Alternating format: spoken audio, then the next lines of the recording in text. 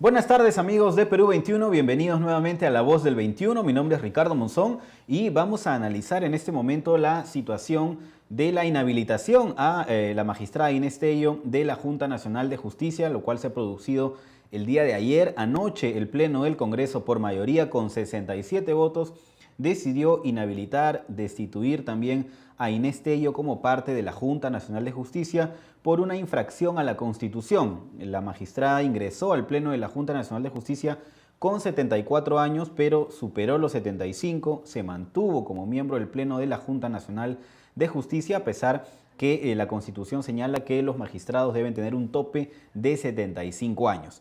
Por eso fue acusada constitucionalmente, ha habido un procedimiento largo en la subcomisión de acusaciones constitucionales que pasó después a la comisión permanente y finalmente el Pleno del Congreso decidió inhabilitarla con 67 votos. ¿En dónde está la discusión?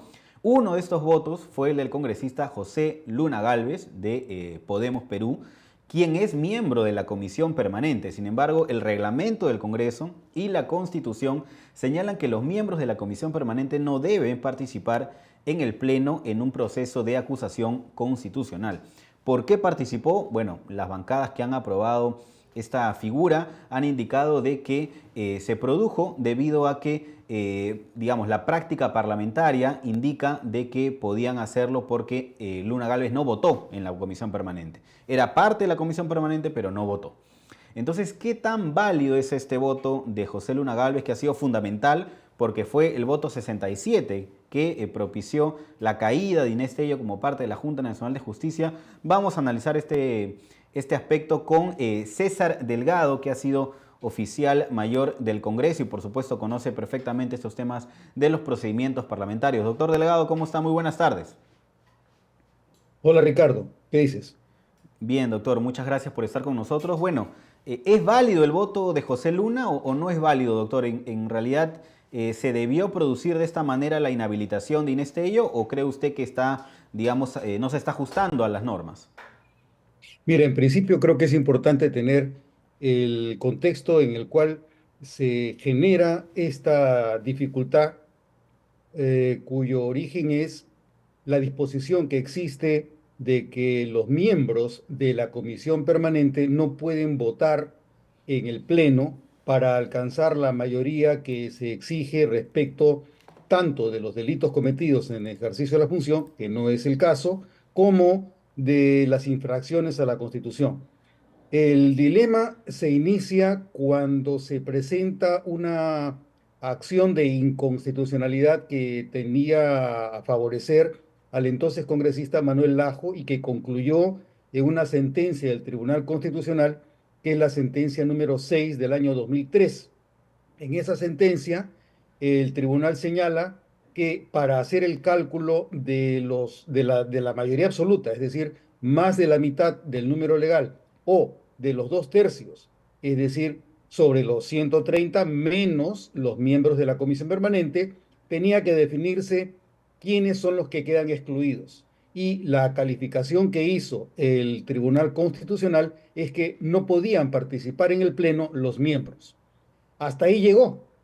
Pero la razón por la cual el tribunal señala que los miembros de la comisión permanente no pueden votar en el Pleno es en función a la doble alternativa que tendrían algunos congresistas de que si son miembros de la permanente podrían votar también en el Pleno, con lo cual que se produciría un conflicto en materia de el debido proceso parlamentario.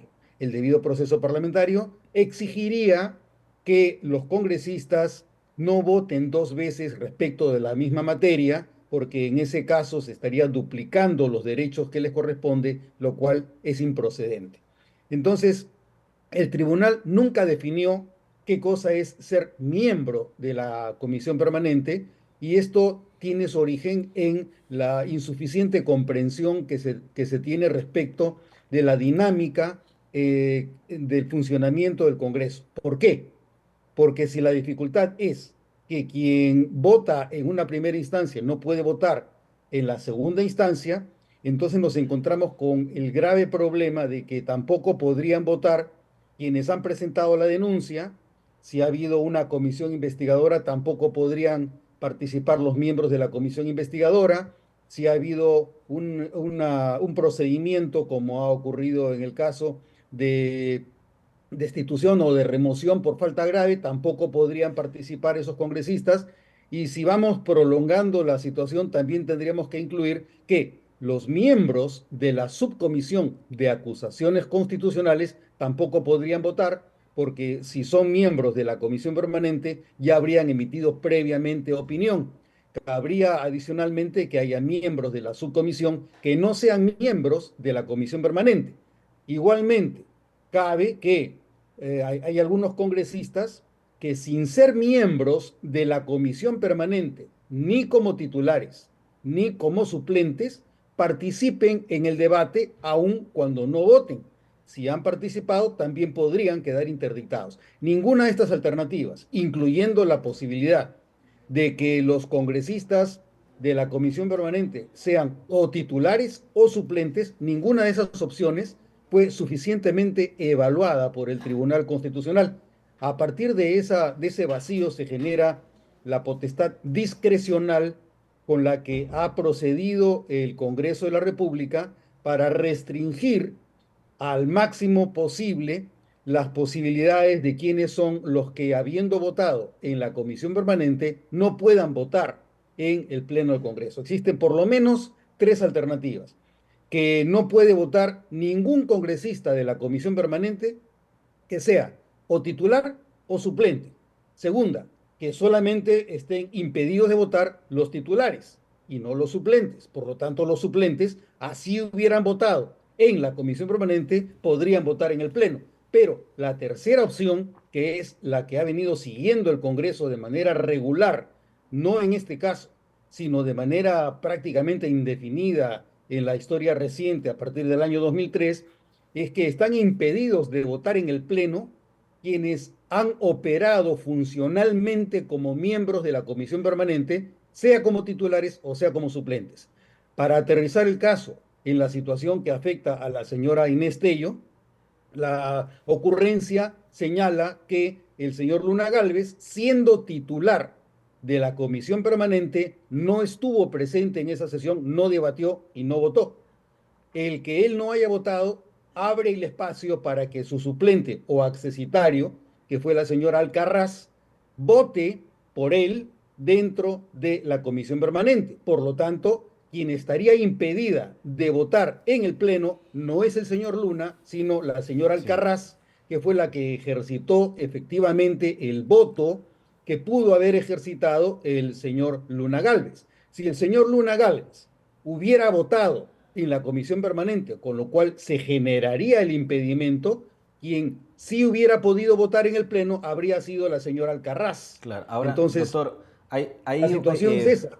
sí, Cabe que el porque, señor Luna, si no ha votado en la permanente, sí pueda votar en el Pleno, claro, y es ahora lo que ha ocurrido. desde el otro lado, desde la defensa de la magistrada Inés Tello, bueno, de la ex magistrada Inés Tello, de la doctora Inés Tello en este caso, señalan de que ni el reglamento del Congreso ni la Constitución señalan lo que en efecto en la práctica parlamentaria se ha venido produciendo hace varios años, ¿no? Y señalan de que incluso como la discusión de la inhabilitación, la aparente infracción a la Constitución que habrían cometido los miembros de la Junta, están también relacionadas a una supuesta interpretación también de la Constitución, en el aspecto de que la señora Tello ingresó con 74 años a la Junta y se mantuvo, pero eso no está tampoco especificado en la Constitución. Entonces, haber interpretado eso para una acusación y haber aparentemente interpretado también nuevamente la Constitución y el reglamento para permitir el voto del congresista Luna es lo que deja un cierto sinsabor en alguna parte de la ciudadanía, ¿no?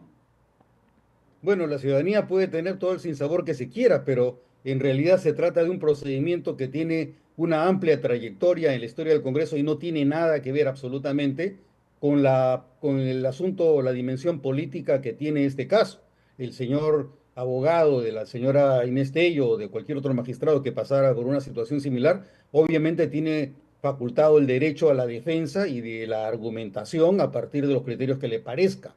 Sin embargo, lo que yo estoy mencionando es la práctica corriente que ha mantenido el Congreso de manera imparcial a partir por lo menos de hace 20 años. Entonces, obviamente, el abogado puede decir que eso no está regulado debidamente. En todo caso, lo fue a partir de la sentencia 3 perdón, la sentencia 6 del año 2003 del Tribunal Constitucional, en la que no se le acotó más al Congreso, a pesar de que había muchos más supuestos que pudieron haber restringido la capacidad del Congreso, como lo señalo. También pudo haberse restringido a que vote en el Pleno a los congresistas que hubieran hecho la denuncia. Si yo como congresista denuncio a un alto funcionario ante la Subcomisión de Acusaciones Constitucionales, no soy miembro de la Comisión Permanente, tampoco soy miembro de la Subcomisión de Acusaciones Constitucionales, no soy miembro de una comisión investigadora, no soy miembro de la Comisión de Justicia cuando se abre el caso para la supuesta remoción por incapacidad moral o por grave falta moral. En esos casos tendría que haberse incluido también a todos esos congresistas. El tribunal no lo hizo. El tribunal dejó abierta esa opción para que sea el propio Congreso el que defina qué es ser miembro. ¿Por qué el Tribunal Constitucional no señaló que podrían ser los miembros titulares y los suplentes? En cuyo caso, de los 130, tú tendrías que sumar a todos los titulares y a todos los suplentes, que pueden sumar tranquilamente entre 56 y 60 congresistas, y te quedas con el Pleno con más o menos pues alrededor de 70 o 60 congresistas que pudieran votar, y la votación en estos casos sería o los 2/3 de los 60 o 70 votos o más de la mitad de los 60 o 70 votos, lo cual sería un número mínimo. Claro. Ese es el otro punto que también hay que tener en consideración. O sea, en realidad se trata de argumentos de la defensa que obviamente son los que tiene que explotar el abogado defensor, pero más allá de la posición política que corresponda a favor de la Junta Nacional de Justicia o de los argumentos de la defensa, el hecho concreto es que existe una trayectoria histórica dentro del desempeño del Congreso que justifica lo que se ha hecho. Además, es perfectamente racional, porque si el señor Luna Gálvez, siendo miembro de la permanente, no votó, ¿cuál sería el impedimento? ¿Solamente la nominalidad, que porque formalmente es miembro está impedido? Esa lectura literal de la Constitución es la que riñe con el Ujú. espíritu de la Constitución. Sí, Ese es el argumento que ha tenido el Congreso y el que se ha aplicado esta vez. doctor, ¿y usted cree que el Congreso ha debido hacer alguna modificación a su propio reglamento o a la Constitución para poner nominalmente en el papel esta práctica que usted me dice que viene desde hace 20 años? ¿Ha debido haber una modificación para evitar ese tipo de inconvenientes? Mira, existe la tendencia en materia jurídica de que todo debe constar en la ley. En materia de derecho parlamentario es una norma general, no solamente del Parlamento peruano, sino de cualquier parlamento a nivel mundial, que la costumbre, los precedentes y las prácticas también forman parte del derecho parlamentario, aun cuando haya muchos abogados que no conozcan esta dimensión, la dimensión de las fuentes del derecho parlamentario. La práctica parlamentaria es fuente de derecho parlamentario. El que no la conozcan los abogados defensores no quiere decir que no exista o que sea inválido ese procedimiento. No lo es, porque la práctica es fuente de derecho parlamentario, como son las costumbres, como es la jurisprudencia que señala el presidente del Congreso en el tratamiento regular y uniforme de los casos. Existen muchas alternativas para determinar qué es derecho en materia del comportamiento y de la conducta parlamentaria. Entonces, no me parece que sea necesario que se incluya nada en el reglamento. Es más, no ganas absolutamente nada con que aparezca en el reglamento. El que aparezca también quiere decir que se habría eliminado cualquier otro vacío o laguna, y no hay ninguna norma capaz de eliminar ni los vacíos ni las lagunas. Siempre van a existir. Entonces siempre va a haber un espacio grande o pequeño para la discrecionalidad de los operadores. De acuerdo. Doctor, una última consulta. En efecto, de parte de la defensa de la señora Tello, no están conformes con esta votación, inclusive han presentado un recurso para declarar inexistente la votación. Y en ese punto quería yo consultarle si cree usted que hay algún recurso, quizá judicial o quizá constitucional, que pueda presentar la defensa de la señora Tello y que pueda prosperar. ¿O usted ve que este es un tema zanjado y más allá de los recursos que puedan presentar, no hay vuelta atrás? Bueno, la Constitución no señala que respecto de las decisiones que adopta el Parlamento en materia de procesos de juicio político, como es el caso, no quepa ningún otro recurso en ninguna otra instancia. Entonces, si los abogados consideran que con el procedimiento del Congreso se ha lesionado, se ha vulnerado, se ha transgredido algún derecho constitucional o fundamental de la señora Inés Tello, tendrán que ver a qué instancia recurren, si es que piden la nulidad del procedimiento parlamentario para que se reivindique los derechos que a ella le corresponderían, y que eventualmente se supere esta dificultad, tendrían todo el derecho de hacerlo. El inconveniente en ese supuesto será si es que el puesto que ocupa actualmente la señora, o que ha ocupado la señora Inés Tello, llega a ser ocupado por otro magistrado en la Junta Nacional de Justicia. Si ese puesto queda ocupado por otra persona, por más que haya una sentencia del Tribunal Constitucional, de la Corte Interamericana de Derechos Humanos, del organismo que fuese, esa posibilidad de que la señora retorne a la Junta Nacional de Justicia es elusiva, es bastante complicada que pueda ocurrir, porque tendrían que además dejar sin efecto la decisión del Congreso o la decisión del órgano que debe señalar quién es el suplente de la señora Inés Tello para que quede sin efecto esa designación y que ella se incorpore. Eso es lo que me parece a mí que sería desde el punto de vista práctico muy difícil que pueda ocurrir. Y por lo demás, se puede presentar cualquier recurso en el Poder Judicial, en el Tribunal, en la Corte Interamericana, etcétera. De acuerdo, doctor. Le agradezco mucho por habernos ayudado a analizar este tema. Ok, buenas tardes, hasta luego. Bien, muchas gracias, doctor. Ha sido César Delgado, ex oficial mayor del Congreso, ha estado con nosotros en La Voz del 21 para analizar la decisión que ha tomado anoche el Congreso de la República. El Pleno ha inhabilitado a la magistrada Inés Tello de Ñeco del Pleno de la Junta Nacional de Justicia por una infracción a la Constitución.